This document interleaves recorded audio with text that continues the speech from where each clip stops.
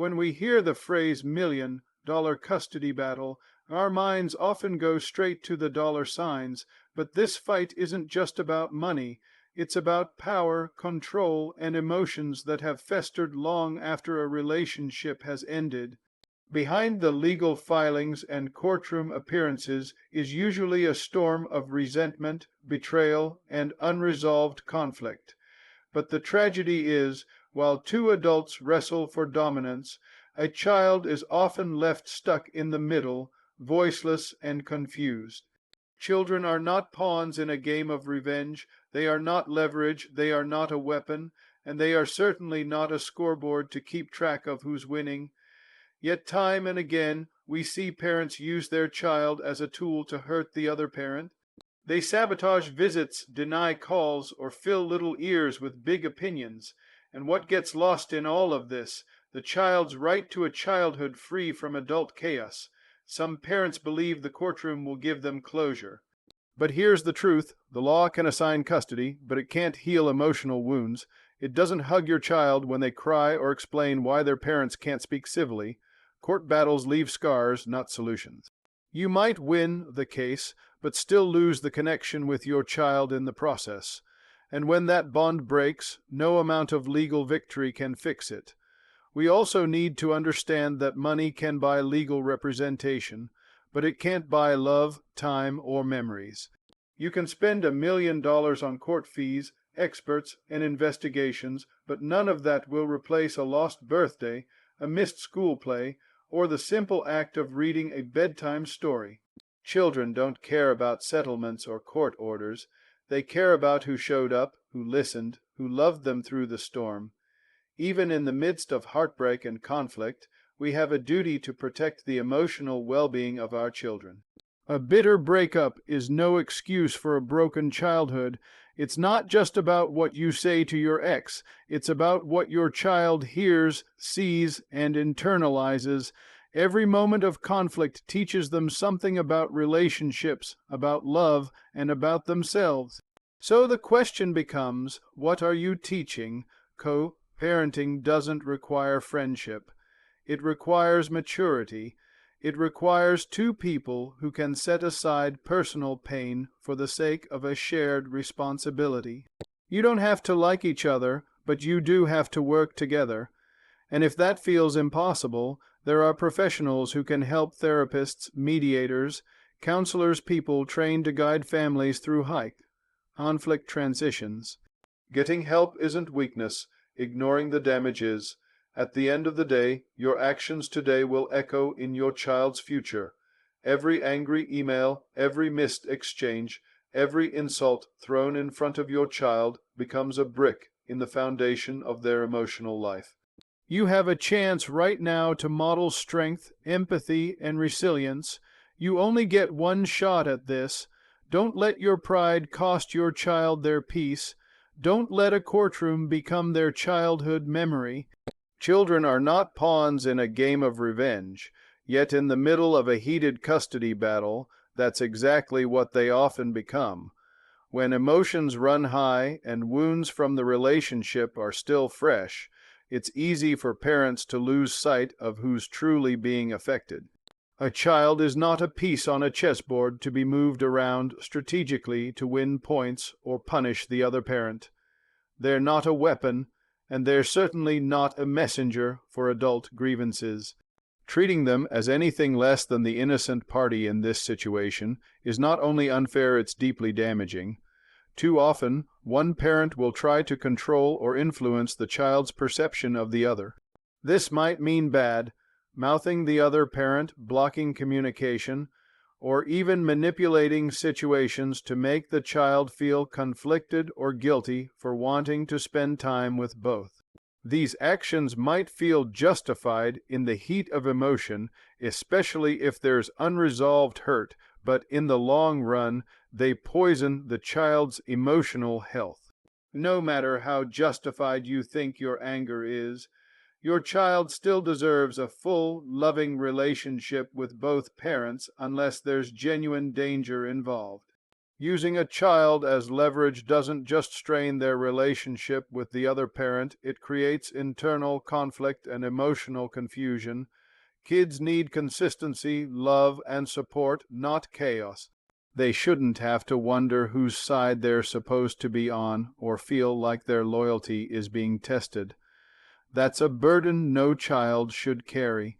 When you treat your child like a pawn in your personal war, you force them to choose between two people they love deeply, and that choice can leave scars that last a lifetime. Every child deserves the right to love both of their parents without fear or guilt. When you turn custody into a battlefield, the child ends up being the one taking the hits. You may think you're fighting for what's fair or standing up for yourself, but ask yourself at what cost. Your child didn't ask for this fight. They didn't choose sides, start the conflict, or file the paperwork. All they want is to feel safe, loved, and supported by both of the people who brought them into this world. Instead of using your child to express your pain or punish your ex, use this moment to rise above. It's okay to feel angry, hurt, or betrayed. Those emotions are real and valid. But your child is not responsible for healing those wounds. That's on you. Show them what it looks like to manage pain with dignity and maturity. Let them see that even in the face of conflict, love can still lead the way. Your example is more powerful than you realize. When the storm eventually calms, and it will, your child won't remember every court date or custody order. What they will remember is how you made them feel during this time. Did you reassure them, protect them from the conflict, or did you let the battle turn into a tug-of-war with their heart in the middle? The choices you make now are writing the emotional story they'll carry into adulthood. So before you make your next move in this custody dispute, pause and ask yourself one question: am I acting in my child's best interest or in my own pain? Because at the end of the day, kids aren't pawns, they're people, and they deserve better than to be used as tools in an adult conflict they never asked for. Courtrooms don't heal emotional wounds. They aren't designed to. A judge can decide where a child sleeps on which nights, who pays what amount, and what the official custody schedule looks like, but that doesn't mean the emotional damage is addressed. Legal decisions can bring structure, but they cannot bring peace. The reality is, no court ruling can replace the need for understanding, patience, and emotional support in a child's life. When parents rely on the courtroom to solve deeply personal issues, what often happens is a temporary resolution that leaves long-term scars. Children involved in custody disputes often feel like they're on trial too. They're pulled into adult conversations, made to choose sides, and pressured to explain their feelings in environments they don't understand. Imagine being a child asked to speak about who you want to live with, knowing that no matter what you say, someone you love will be hurt. That's not a position any child should be placed in. The emotional toll of this experience can last for years, even decades, influencing how they form relationships and trust others later in life. What courtrooms can't offer is emotional safety. They can't give a child a sense of belonging or assurance that both parents love them unconditionally. Those things happen at home in quiet moments through everyday actions. Emotional healing takes time, and it takes intentional effort from the people who are supposed to protect and nurture. If a child constantly sees their parents arguing, in person or through legal documents, it sends a message that love is conditional and conflict is inevitable. That message can shape their entire identity. While the courtroom can be necessary in some situations, especially when safety or well-being is at risk, it should never be the primary place where parenting decisions are made. True co-parenting, even in the most difficult situations, requires emotional maturity that a courtroom can't enforce. It takes two people willing to set their grievances aside for the sake of someone more important. When adults behave like adversaries, children suffer. But when adults choose to act like allies, even just in parenting, children thrive. A piece of paper doesn't repair broken trust. It doesn't erase hurtful words or fix the nights a child cried themselves to sleep because their world felt like it was falling apart. Healing happens when parents take responsibility for their actions and commit to being better. It happens when they stop fighting each other and start showing up for their child in ways that matter. If a child feels torn or anxious about spending time with either parent, no legal agreement in the world can fix that. Some parents believe that once the judge rules, the conflict will end. But the truth is, if the underlying emotional wounds aren't acknowledged and addressed, the fighting just takes on new forms. Emails become battlegrounds, drop-offs turn into cold exchanges, and family events become awkward or avoided altogether. It doesn't have to be that way. Parents can choose to put down the weapons, legal or emotional, and find a path forward that isn't built on bitterness or resentment. Ultimately, the responsibility for emotional healing doesn't rest with the court, it rests with the parents. It requires honesty, vulnerability, and sometimes outside help. But most of all, it requires the recognition that the child's needs are greater than the parent's conflict. That simple shift in mindset can change everything, because while courtrooms can determine custody, only compassion can build a family that feels whole again. Money can buy lawyers, but it cannot buy love. No matter how much someone spends on legal fees, court filings, or private investigators, none of that replaces what a child truly needs: consistent affection, emotional stability, and meaningful presence. Some parents believe that throwing money at a custody case shows dedication, that by hiring the most aggressive legal team, they're fighting for their child. But more often than not, this kind of strategy reflects a fight for control, not care. Children don't remember court wins. They remember who tucked them in, who listened to their worries, and who showed up when it counted. In a high-conflict custody dispute, money often becomes a symbol of who has more power. One parent may try to outspend the other, hoping to win an advantage in court, but when custody becomes a financial competition, it sends a damaging message to the child. It teaches them that love can be bought, and that relationships are measured by material leverage rather than emotional connection.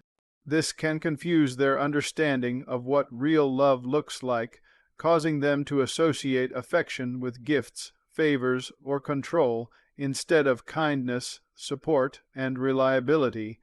The presence of wealth can also create a false sense of superiority. A parent with greater financial means might believe they can offer the child a better life simply because they can afford more.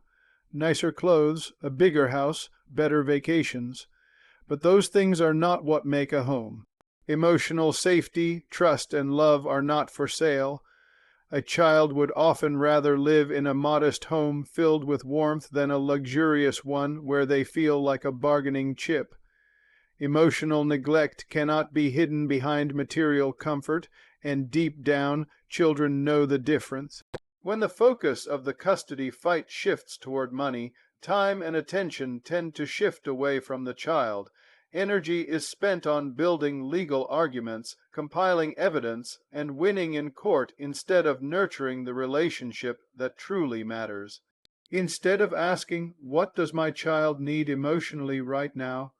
the question becomes, "What will make me look better to a judge?" This mindset is dangerous. It prioritizes victory over vulnerability and strategy over sincerity, which ultimately hurts the child more than anyone else. No child grows up wishing their parent had spent more money on lawyers. They wish their parents had spent more time understanding them, protecting their innocence, and loving them without condition. The most expensive legal team in the world cannot replicate the impact of a heartfelt conversation, a reassuring hug, or a peaceful family dinner. Children thrive not in courtrooms, but in calm, consistent environments where they are free to be themselves, free from tension and the pressure to pick sides. Money can't rewrite memories either. It can't replace missed holidays or undone traditions. Years later, what will matter most to your child is not who had the nicer car or the bigger house, but who made them feel safe, seen, and unconditionally loved. $1 million fight might win a judgment on paper, but it may cost far more in the emotional trust and closeness a child needs to carry into adulthood. Those are the things that build resilience, identity, and a sense of belonging, and they are earned through presence, not payment. Ultimately, custody battles should never become contests of financial force. Children don't need one parent to outdo the other. They need both parents to show up in ways that matter.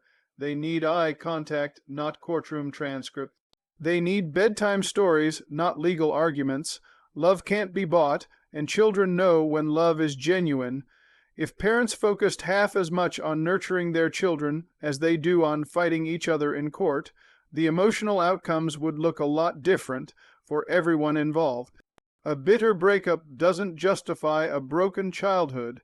The end of a relationship between two adults can be filled with pain, betrayal, and disappointment. Those feelings are real, and they deserve to be acknowledged and processed. But when that pain spills over into the lives of children, the consequences are far more lasting than most parents realize. Children are not equipped to understand adult issues, nor should they be asked to carry the emotional weight of their parents' conflict. When the bitterness between parents becomes a daily presence in a child's life, it begins to shape how they see the world, how they love, and how they understand safety. It's understandable for adults to struggle during a separation or divorce. Grief, anger, and confusion often cloud judgment, but the line that should never be crossed is allowing those emotions to define a child's experience. Children need stability, not tension. They need comfort, not conflict. When the atmosphere in their home is thick with resentment or emotional distance, children begin to internalize those feelings. They might start blaming themselves, withdrawing, or acting out. Not because they are misbehaving, but because they are reacting to an environment that feels unsafe or unstable. Parents may believe that expressing their anger toward the other parent in front of the child is harmless or justified. They may feel compelled to explain their side of the story or reveal painful truths, but children are not therapists, they are not sounding boards, they are not allies in a personal war. Even subtle forms of bitterness, eye rolls, silence, sarcasm, or exclusion, can affect a child deeply. They absorb these cues and often begin to believe that love is conditional, that conflict is normal, and that relationships are something to fear or avoid. One of the greatest gifts a parent can give their child during a difficult breakup is emotional protection. That doesn't mean pretending everything is perfect. It means being honest in a way that is age appropriate and reassuring. It means making a conscious choice not to speak negatively about the other parent. It means working to create a peaceful routine, even if emotions behind the scenes are still raw. When children feel protected from adult problems, they are more likely to adjust, cope, and maintain their emotional well-being. It is not the breakup itself that harms a child, it's how the breakup is handled. Children can adapt to many changes, including having two homes or divided time. What they cannot easily adapt to is living in a space where anger, blame, and emotional games are the norm. It is the ongoing conflict, the lack of communication, and the absence of cooperation that truly fracture a child's sense of security. The long-term effects can show up in school performance, friendships, self-esteem, and even in how they later build their own families. It takes courage and emotional maturity to rise above bitterness. Choosing to co-parent respectfully, even when it's difficult, sends a powerful message to your child. It shows them that love and care don't end when relationships do. It teaches them that people can disagree without destroying one another, and most importantly, it helps preserve their sense of self in a time of uncertainty. Children don't need perfect parents. They need parents who are committed to protecting their innocence, even during hardship.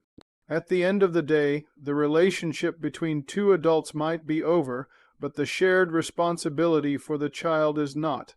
That child didn't ask for the breakup, and they certainly shouldn't be the one paying the highest price. A bitter ending doesn't have to become a bitter legacy. Parents have the power to choose peace over punishment, healing over hurt, and love over lingering resentment. That choice can make all the difference in giving a child not just a future, but a future that is whole. You teach your child how to love and how to hate. Whether you realize it or not, every moment of conflict, every word you speak, and every emotion you display in front of your child becomes part of their internal blueprint for relationships. Children learn not just by what they're told, but by what they witness day in and day out. If they see kindness, respect, and compassion, even in difficult situations, those traits will become familiar and safe to them.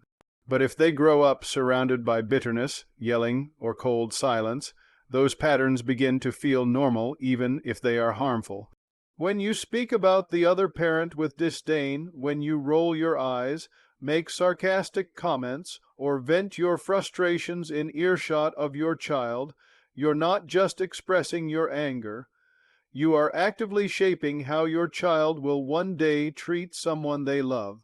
They begin to associate closeness with conflict, love with pain, and disagreement with emotional distance. These are lessons that often don't show their consequences until years later, when your child is navigating their own relationships and struggling to understand why trust or connection feels so hard. On the other hand, if your child sees you treat the other parent with basic respect, even in the face of hurt or frustration, they learn that love is not just a feeling, it's a choice. They learn that people can disagree and still be kind. That conflict doesn't have to mean cruelty. These are powerful messages. They teach a child how to hold space for both pain and peace. And that kind of emotional literacy is something they will carry for the rest of their lives in every friendship, every romantic relationship, and eventually in how they parent their own children. It's important to understand that your child is made up of both of you. When you constantly criticize the other parent, your child doesn't just hear it as an insult to that person, they often take it personally. They think, if that's how you feel about mom or dad, is that how you feel about me too? This creates internal conflict and confusion, and it can lead to self-esteem issues, anxiety, and even depression. No child should feel like they have to reject part of who they are in order to stay loyal to someone they love. You are modeling what emotional safety looks like. When your child sees that you can manage your anger without lashing out, express your needs without attacking, and prioritize their well-being over your ego, you give them tools to do the same. These lessons may not feel immediate, but they are foundational. They determine how your child handles conflict with others, how they communicate, and how they form secure, loving bonds in the future. Love and hate are learned behaviors, and as the primary role model in your child's life, you have an immense responsibility. Even small moments matter. A peaceful handoff during visitation, a kind word about the other parent, or simply choosing not to argue in front of your child, these actions build a sense of emotional safety and balance. Children notice effort, and they don't need you to be perfect. They need you to be intentional, to show them again and again that love is bigger than resentment. What your child sees today will shape who they become tomorrow. You can teach them that relationships are battlegrounds or that they are opportunities for growth. You can teach them to seek revenge or to seek understanding. The choice is yours, but the impact will last far beyond this custody battle. So make that choice with care, because your child's capacity to love, trust, and forgive begins with what they learn from you. The real cost of this battle isn't financial. While it might seem like the mounting legal bills, court fees, and hours spent with attorneys are the biggest toll, they are only the surface-level costs. The deeper, more devastating losses are often emotional, relational, and psychological, and they're felt most by the child caught in the middle. Money can be replenished. Time and emotional damage, however, can leave marks that no dollar amount can undo. When two parents go to war over custody, it's not just a matter of who gets more time, it's a matter of what that fight teaches a child about their own worth and their place in the world. Children are incredibly perceptive. They might not understand all the details, but they feel the tension, the anger, the cold silences, and the dismissive glances. They notice when parents stop communicating and start using them as messengers. They pick up on the fact that they're being talked about like a possession rather than treated like a person. These experiences can sow seeds of self-doubt, guilt, and insecurity. The child begins to wonder, am I the reason they're fighting? Or if I love one parent, am I betraying the other? That emotional burden is far heavier than any legal judgment. In many cases, this emotional toll shows up quietly. A child might become more withdrawn, act out in school, or suddenly lose interest in things they once loved. Others may try to play peacekeeper, becoming overly responsible or anxious, trying to fix a situation that's far beyond their control. These are not random behaviors, they are signals of stress and emotional conflict. And when left unaddressed, they can grow into more serious challenges in adolescence and adulthood, affecting everything from relationships to self-worth. Parents who are wrapped up in a custody dispute may be so focused on their own pain or sense of justice that they overlook how much the battle is affecting their child. The courtroom can start to feel like a stage where each side presents evidence to prove they're the better parent. But children don't need a perfect parent. They need a present one. They need someone who prioritizes their peace over proving a point. A child doesn't care who wins. In court they care about who makes them feel safe, valued, and loved. The cost of a custody war can also damage the long-term relationship between the child and both parents.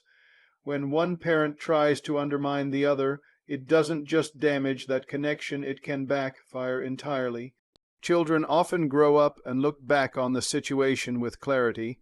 They remember who tried to keep things peaceful and who added to the conflict, and in the long run, that judgment may not fall in the favor of the parent who tried the hardest to control the narrative.